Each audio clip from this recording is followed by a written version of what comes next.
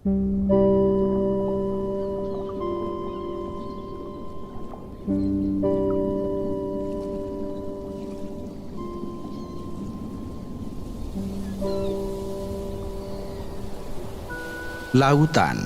selalu menyimpan rahasia di balik gradasi warna birunya yang memesona. Saat sinar matahari menembus permukaan air, maka sejatinya ia menyinari sebuah kota metropolitan yang jauh lebih sibuk, lebih padat, dan jauh lebih kejam daripada kota manapun di daratan manusia. Sekilas, kota itu tampak seperti taman bawah air dengan warna-warni yang mencolok. Jutaan ikan kecil yang berenang selaras, serta terumbu karang yang tampak seperti kastil batu yang sangat megah. Akan tetapi, di dalam ekosistem mikro ini, keindahan hanyalah sebuah produk sampingan dari peperangan yang berlangsung nyaris setiap detik. Di sini tidak ada belas kasihan, karena setiap inci ruang, setiap celah karang, dan setiap butir pasir adalah arena yang harus dipertahankan dengan nyawa.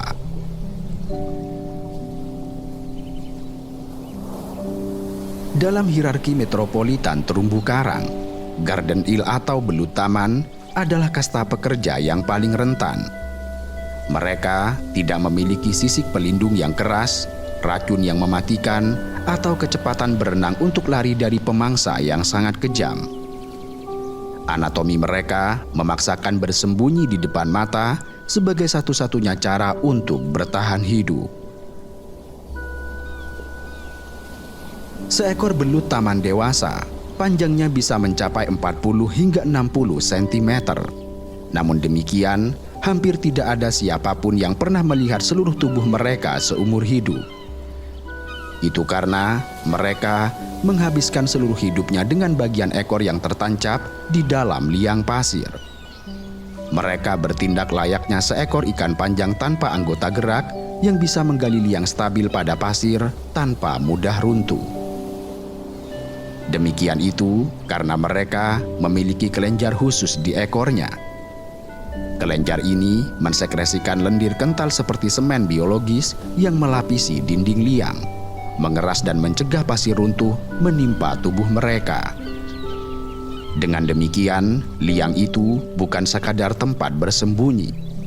Itu menjadi semacam makam yang dirancang secara khusus, tabung kehidupan yang tidak pernah mereka tinggalkan. Salah satu penampilan khas belut taman adalah tarian yang memesona. Tetapi sebenarnya, tarian mereka yang tampak damai itu adalah posisi berburu yang dipenuhi dengan kewaspadaan yang paranoid. Mata besar mereka diposisikan tinggi di kepala mungil mereka, sehingga memberikan visi binokular yang tajam. Mereka memakan zooplankton, organisme mikroskopis yang terbawa arus laut. Karena mereka tidak bisa mengejar mangsa, maka mereka sangat bergantung pada arus yang membawa makanan langsung ke mulutnya. Kehidupan belut taman adalah tentang kalkulasi risiko. Itu karena mereka harus menjulurkan tubuh cukup tinggi dari liang untuk menangkap plankton yang padat nutrisi. Tetapi jika mereka menjulur terlalu tinggi, mereka akan menjadi sasaran empuk bagi predator seperti pari, ular laut, atau hiu karang yang mengintai. Bahkan untuk bereproduksi, mereka menolak meninggalkan liang. Jantan dan betina akan saling mencondongkan tubuh dari liang mereka yang berdekatan, melepaskan sel sperma dan telur ke kolam air secara bersamaan dalam sebuah ritual yang disebut sebagai pemijahan pelagis, untuk kemudian menyerahkan nasib keturunan mereka pada arus laut. Goyangan mereka yang sinkron terkadang bukanlah tarian, melainkan sebuah bentuk kepanikan massal. Sistem saraf mereka diatur untuk merespon bayangan atau getaran sekecil apapun. Kehidupan di hamparan pasir terbuka sangatlah keras. Karena itu, untuk mendapatkan perlindungan yang lebih baik, banyak spesies laut memilih untuk mencari suaka di pusat kota, mendiami struktur karang yang sangat kompleks. Namun, suaka di terumbu karang memiliki harga yang juga mahal. Di sana, bahaya tidak datang dari rahang pemangsa yang berenang cepat, melainkan dari pembunuh pasif yang tampak indah.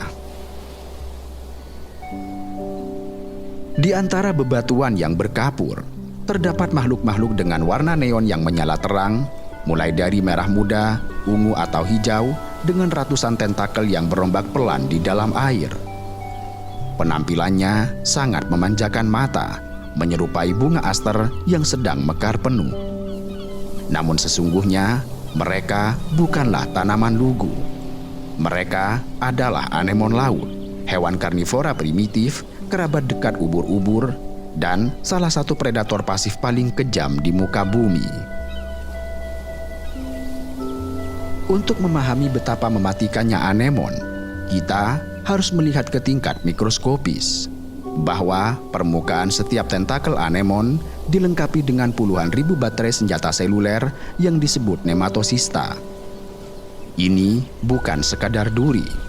Ini adalah mekanisme harpun biologis dengan rekayasa yang sangat kompleks. Setiap nematosista memiliki sebuah pemicu sensorik halus. Ketika ikan kecil yang tidak waspada menyentuh sensor itu, maka respon mekanis dan kimiawi terjadi dalam waktu kurang dari 700 nanodetik.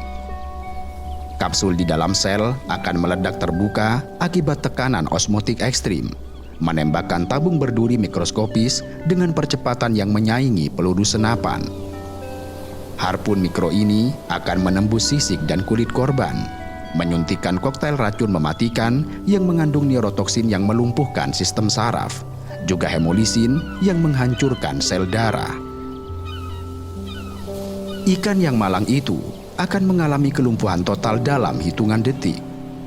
Dan tanpa belas kasihan, tentakel anemon perlahan akan menggulung mangsa yang masih hidup namun tidak bisa bergerak itu, menariknya menuju celah mulut yang tersembunyi di tengah-tengah cakram tubuhnya. Mulut itu juga berfungsi sebagai anus. Anemon mencerna korbannya di dalam rongga pencernaan sentral dan kemudian memuntahkan tulang belulang dan sisa-sisa yang tidak bisa dicerna itu kembali melalui lubang yang sama. Anemon adalah ladang ranjau biologis. Bagi sebagian besar penghuni terumbu karang, menyentuh anemon berarti kematian yang mengerikan. Mereka ditakuti dan juga dihindari. Namun uniknya, di tengah ladang ranjau yang mematikan ini, ada ikan kecil berwarna jingga cerah yang tidak hanya berenang menembus tentakelnya, tetapi bahkan tidur, bermain, serta membesarkan anak-anaknya. Ikan kecil itu bernama ikan badut atau yang juga masyhur dengan sebutan ikan Nemo. Ikan kecil ini adalah paradok berjalan di terumbu karang. Dengan warnanya yang sangat mencolok, mereka seharusnya menjadi target paling mudah bagi predator manapun.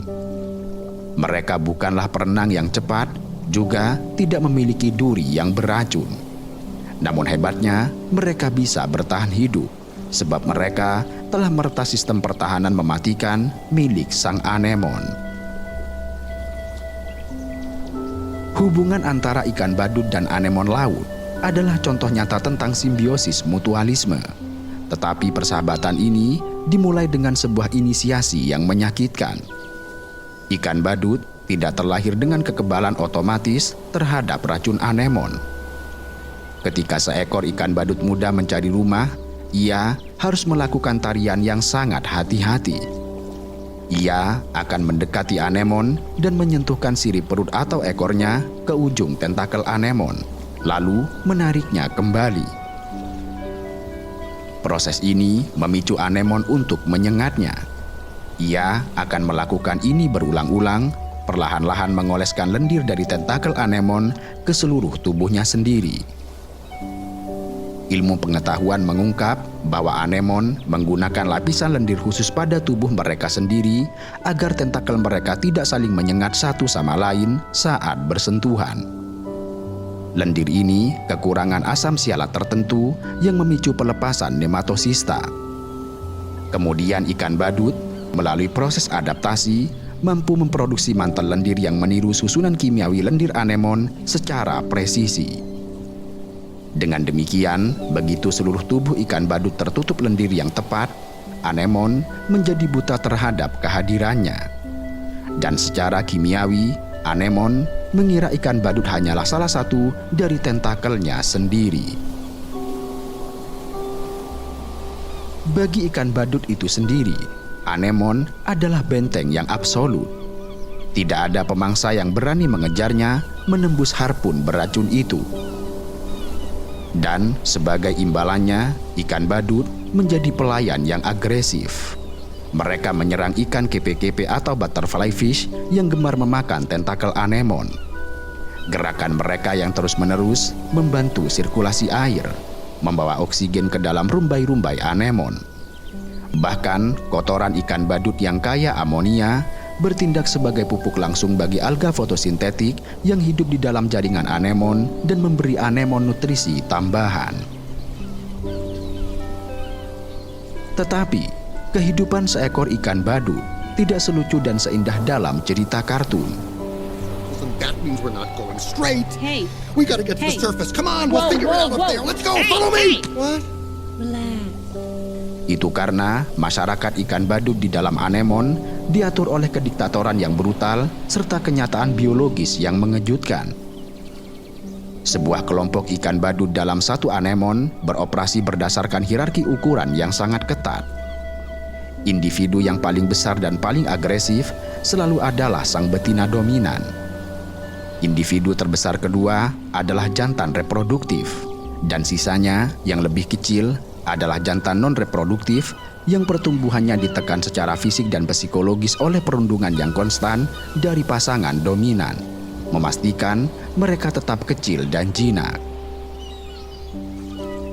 Uniknya, ketika ratu dominan mati dimakan oleh pemangsa atau karena usia tua, ikan badut akan mengungkap rahasia tergelap kehidupan mereka. Ikan badut adalah hermafrodit protandri berurutan. Artinya, mereka semua dilahirkan dengan organ reproduksi ganda, tetapi beroperasi sebagai jantan pada awalnya. Ketika sang betina mati, jantan reproduktif akan mengalami perubahan biologis yang radikal. Tingkat testosteronnya akan anjlok, jaringan ovariumnya menjadi aktif. Lalu dalam beberapa minggu, jantan tersebut berubah kelamin sepenuhnya menjadi betina dominan yang baru. Jantan non-reproduktif terbesar di bawahnya kemudian akan naik pangkat menjadi jantan reproduktif yang baru, dan siklus kekuasaan pun terus berlanjut. Dan dengan cara ini, mereka telah menemukan benteng yang sempurna dan sistem sosial yang memastikan kelangsungan hidup tetap absolut. Ikan badut hampir tidak pernah berenang lebih dari beberapa meter dari anemon mereka. Itu karena dunia di luar anemon penuh bahaya untuk mereka. Namun lebih dari itu, terumbu karang menyimpan satu mimpi buruk yang terakhir. Sebuah ancaman yang tidak peduli dengan kamuflase di pasir, tidak mempan dengan racun anemon yang mematikan, dan menghancurkan benteng pertahanan paling kuat dengan kekuatan murni yang menentang hukum fisika air. Dari celah gelap di dasar karang, sepasang mata aneh mengawasi segalanya. Mata itu bergerak secara independen satu sama lain, menempel pada tangkai, dan memindai lautan dengan cara yang tidak bisa dipahami oleh otak manusia. Jika belut taman adalah pekerja yang paranoid, anemon adalah benteng maut, dan ikan badut adalah penghuni berbenteng, maka udang mantis adalah pembunuh tingkat elit. Mereka adalah predator puncak di skala mikro yang membuktikan bahwa alam semesta memiliki selera humor yang sangat brutal. Udang mantis bukanlah udang dan juga bukan belalang sentadu, melainkan ordo krustasea karnivora yang menjadi mesin pembunuh paling sempurna di lautan. Penampilannya, terutama jenis udang mantis merak, sangat memukau, dihiasi cangkang dengan warna pelangi metalik yang menyala. Namun, di balik keindahan yang tampak damai itu, terdapat senjata biomekanis yang membuat insinyur militer terperangah. Udang mantis dibagi menjadi dua kelompok utama berdasarkan cara mereka membunuh, yaitu spearer atau penombak yang memiliki pelengkap berduri tajam untuk menusuk mangsa berbadan lunak seperti ikan. Lalu smasher atau penghancur yang memiliki pelengkap berbentuk gada tebal atau diktil klep untuk menghabisi mangsa berbadan keras seperti siput, kepiting, ataupun kerang. Adapun fokus kita kali ini adalah tentang kebrutalan sang penghancur. Udang mantis penghancur memiliki pukulan tercepat di kerajaan hewan. Saat seekor kepiting pertapa yang malang melintas, udang mantis akan memicu sebuah mekanisme pegas mirip pelana di tangannya. Pegas ini terbuat dari kitin yang menyimpan energi regangan elastis yang sangat besar. Ketika kuncian pada otot mereka dilepaskan, gada itu melesat ke depan dengan kecepatan lebih dari 83 km per jam atau sekitar 23 meter per detik dalam waktu kurang dari 3 milidetik.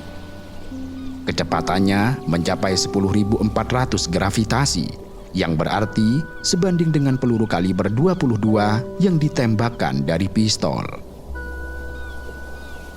Pukulan fisiknya saja sudah cukup untuk menghancurkan cangkang kepiting terkeras menjadi berkeping-keping. Namun, fisik air laut memiliki batasannya.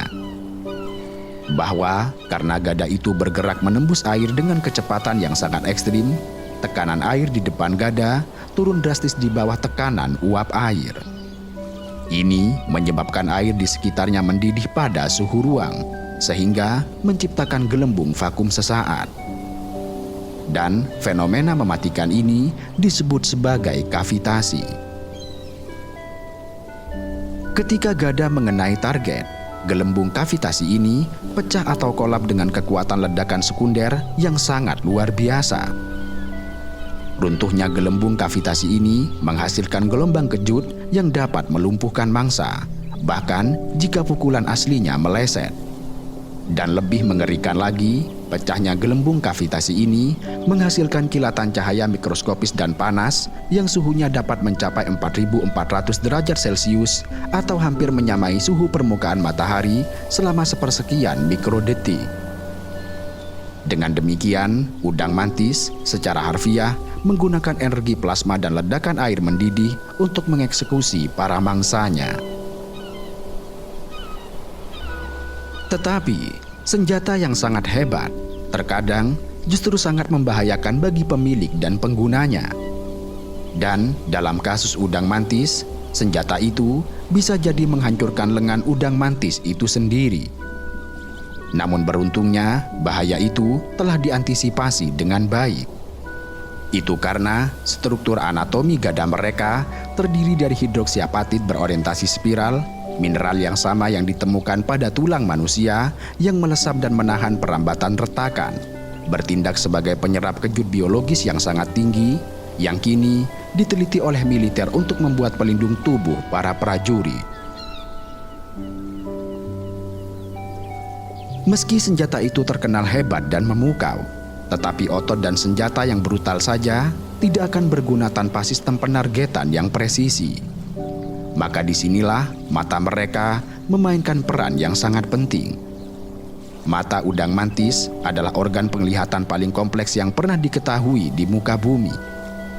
Sebagai perbandingan, manusia hanya memiliki 3 jenis sel fotoreseptor warna, yaitu merah, hijau, dan biru, yang memungkinkan mereka melihat gradasi warna di sekitarnya.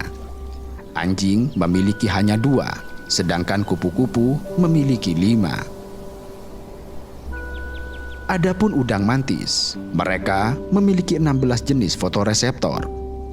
Dengan demikian, mereka tidak hanya melihat jutaan warna yang secara harfiah tidak dapat diproses oleh otak manusia, tetapi mereka juga dapat melihat cahaya terpolarisasi melingkar, satu-satunya hewan di planet ini yang diketahui mampu melakukannya. Mata mereka terbagi menjadi 3 pita pseudopupil, memberikan persepsi kedalaman binokular yang tajam hanya dengan menggunakan 1 mata. Dengan penglihatan ini, kamuflase menjadi lelucon murahan bagi udang mantis.